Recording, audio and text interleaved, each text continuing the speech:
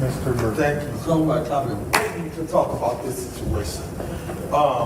And I had started earlier about this.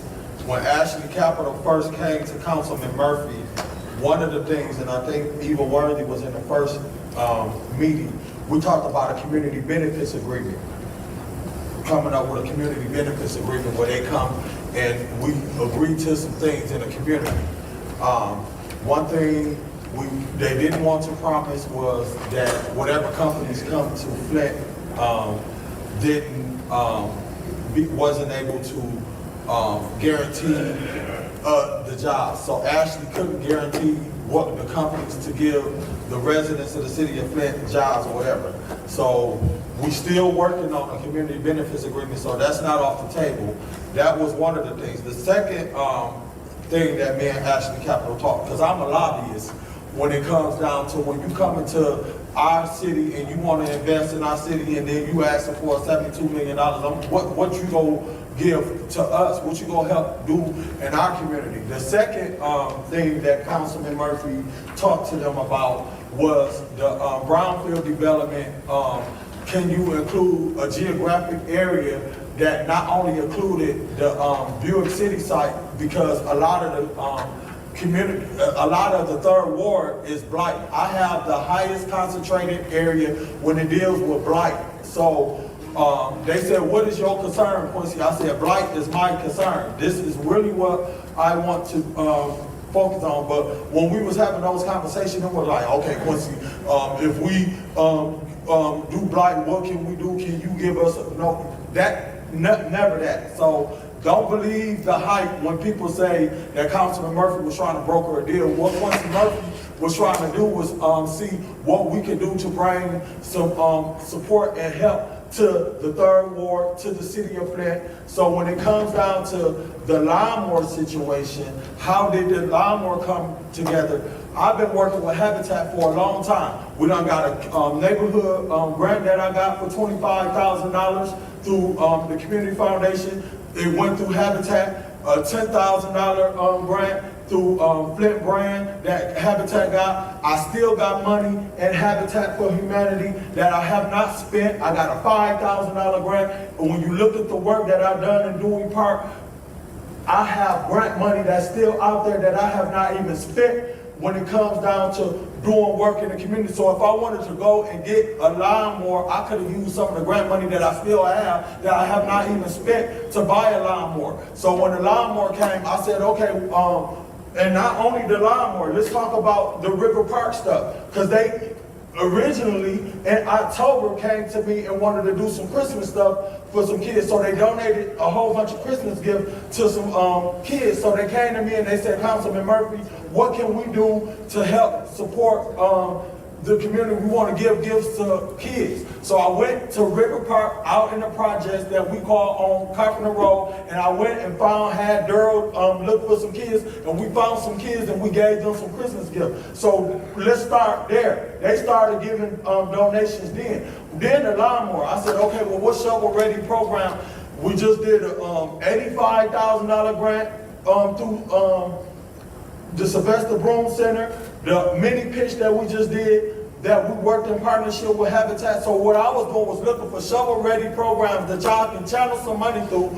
What I knew we needed in the third ward was lawnmowers to cut grass, because all I'm getting since I've been city councilman is complaints about grass. You call the city of Flint to get the grass cut, you might get some support. You call the land bank and get some support. You might get somebody to come out there and cut grass.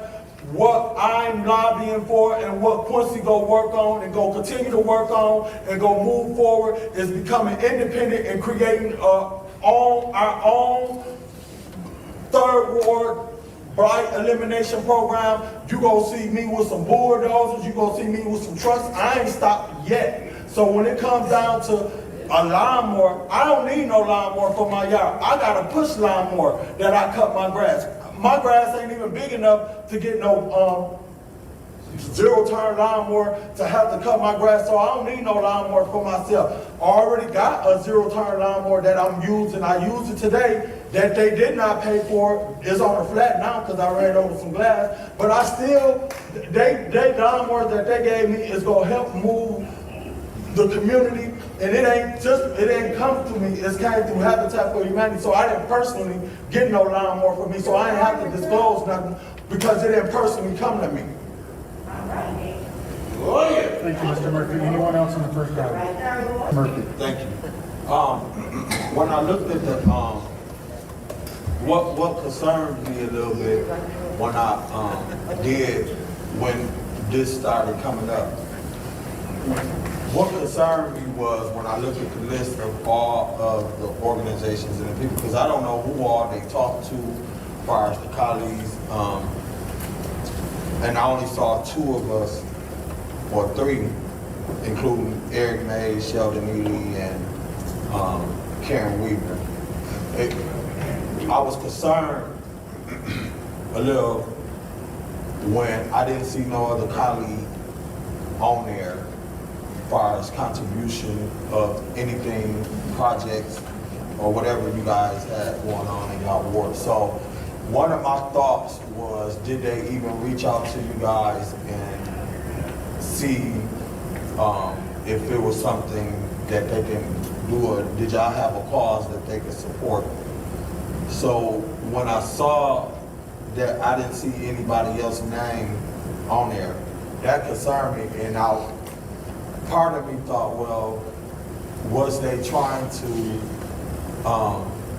support, trying to get a vote, but that was never discussed, so I didn't assume that. I just thought maybe they just wanted to support some stuff in the community.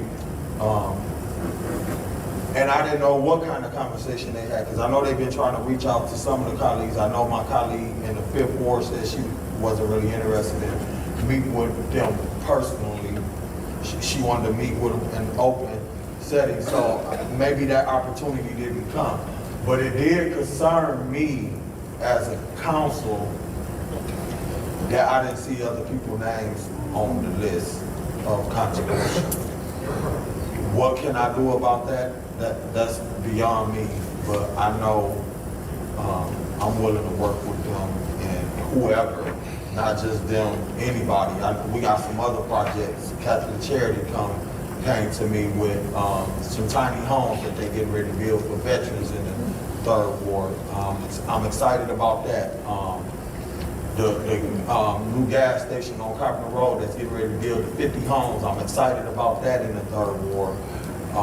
Sylvester Broom Empowerment Center that's getting ready to build a new building. I'm excited about that. And there is a lot of moving parts in the 3rd Ward when it comes down to projects that I am looking forward to working with people. So I'm not gonna shut down no support or no help when it comes down to the need of the 3rd Ward, because I believe that I have the worstest ward out of all the 9 wards, and my ward need all the help that they can get. Now, whether they were trying to give somebody support or whatever, we never had that discussion or whatever, and whether they gave the money towards the lawnmower or not, was I going to support them? Possibly, yes. What did concern me was the $72 million. That's why I went to the Eagle meeting at Metropolitan, because I wanted to go with an open mind to hear, was Eagle going to tell me something, or I was going to have this aha moment where, oh my God, y'all want to disclose and everything, because I'm concerned that we finna do a tax break, but for $72 million. We damned if we do, we damned if we don't. We in a messed up situation. We got a site that got some environmental issues going on.